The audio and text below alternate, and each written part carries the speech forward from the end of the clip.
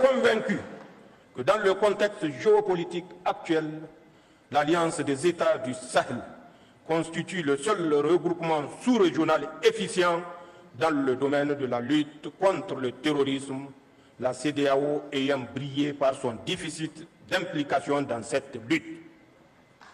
De ce fait, l'Alliance des États du Sahel seule nous permet de faire face aux menaces terroristes comme aucune autre structure régionale ou internationale ne l'a fait auparavant.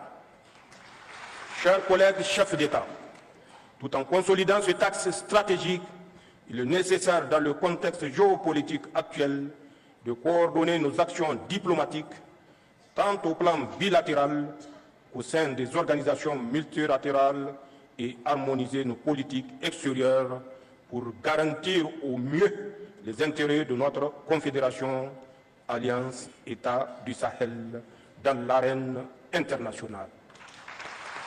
D'ores et déjà, des succès diplomatiques significatifs sont enregistrés, comme en témoigne le retour en force de nos États sur l'échiquier international, la reprise de la coopération avec les partenaires bilatéraux et multilatéraux, ainsi que la conclusion des partenariats stratégiques nouveaux.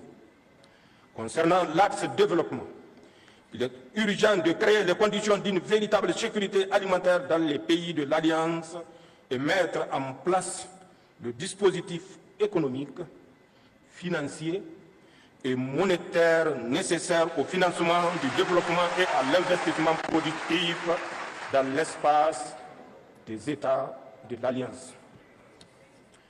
L'essor économique de nos États réside également dans l'industrialisation en vue de la transformation sur place de nos produits et de nos richesses en ressources naturelles.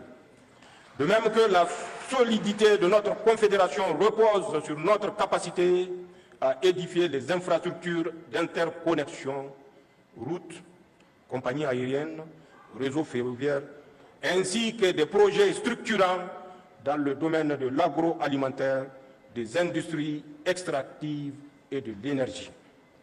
Dans cette marche, nos populations sont en avance sur les États.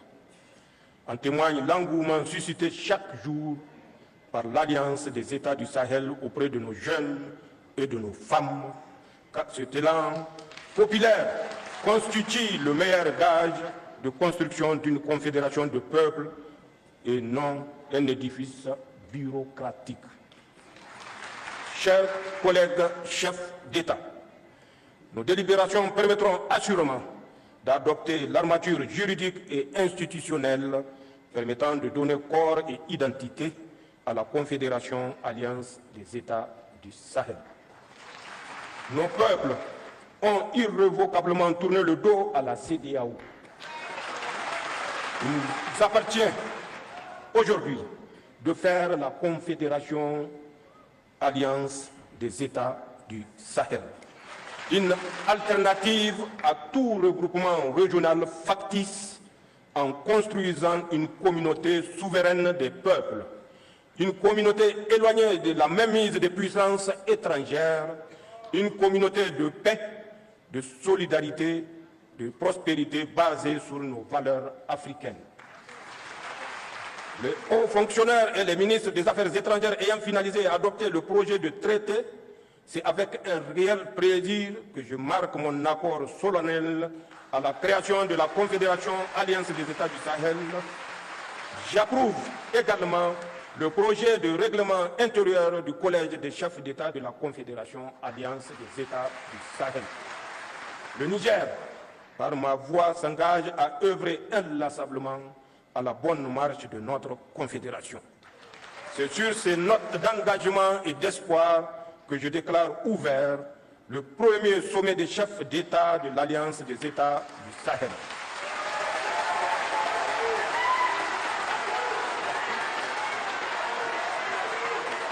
Vive l'Alliance des États du Sahel, vive l'Afrique libérée, je vous remercie.